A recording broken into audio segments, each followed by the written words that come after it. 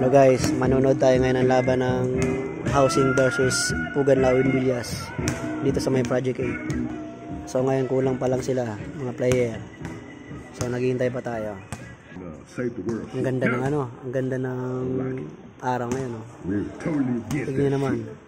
Tingnan niyo yung panahon ngayon oh. Kulay blue yung langit, talagang maganda sa mata.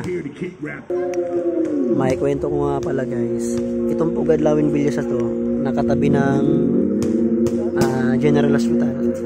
Dati itong kangkungan, dati itong bakanting lote na puro kangkong, talahib, talbusan. Kaya ako nasabi kasi taga rito ko dati. Dito yung laruan namin. Nagpapalipad kami ng mga saranggola. Pero kung titignan mo yung ngayon, tignan nyo naman. Ganda na, may playground. May pavilion house sa sila. Talagang maganda na yung paligid. Napaganda, napakalaki pagbabago. Dito pala ako dati, naglalaro. Wala pa akong anak. So ngayon, ito na yung anak ko. Laki na. Diba? Tagal na. Tagal na ng panahon. Lumipat kasi kami dati, galing kami ng Divisoria. So dito kami napadpad. Hindi pa ganito itsura yung dati. Yung mga taon na hindi pa uso yung gadget.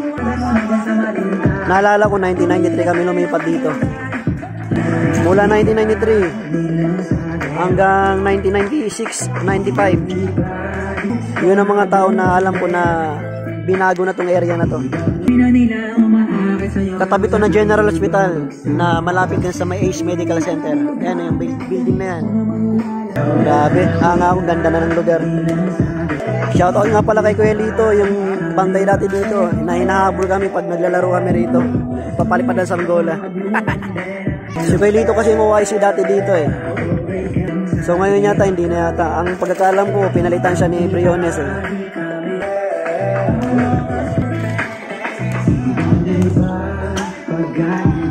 Ang pagkaalala ko, lumipat kami rito 12 or 13 years old ako noon. Pero ngayon, tignan nyo naman, 43 years old ako ngayon. 30 years ago nakalipas, 30 years ago ganun na yung kahaba bago ako nakapasok muli rito sa Pugan Lawin Villas. Katabi to ng General Hospital. So paano guys, umaya na yung kwento. Manonood na tayo ng liga. Mag-video rin ako eh. So magsimula na sila. Okay, paano guys?